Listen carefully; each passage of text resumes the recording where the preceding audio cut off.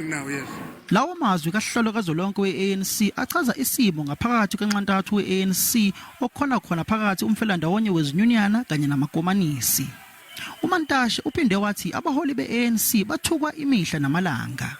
Lo sihlalo kazwelonke we-ANC uthi njengoba exoshiwe kule ngqungquthela kuchaza ukuthi akekho ke umholi we-ANC osazokhuluma kule ngqungquthela kamfelandawonye wezinyunyana. No, there will be no discussion. There's no need for that. But the delegation is there, but there's no need for it.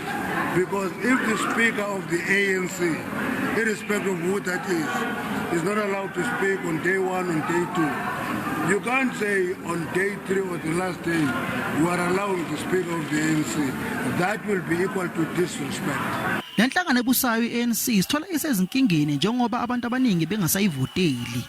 Unobhala jikelele wamakomanisi uSolima Payela uthi uma ngabe i-ANC ingahlula okhethweni lokho kungaba kubi kakhulu kwabantu baseNingizimu Afrika.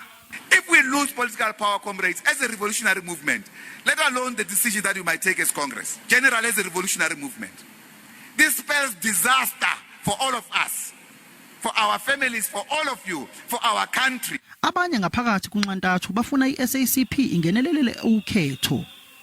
Ngonyaka ka-2017 amakomanisi asabisa ukuthi ngo-2019 bazongenelela ukhetho kodwa abazange bekwenze lokho. Nakulonyaka baphinda lawo mazwi. So don't ever say the SACP is not ready. That is incorrect. The SACP is ready. The issue is in its readiness.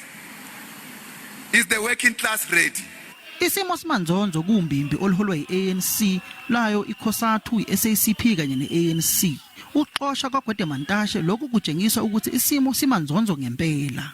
Ngingusamkela Maseko ngibikele izindaba ze-SABC eGoli.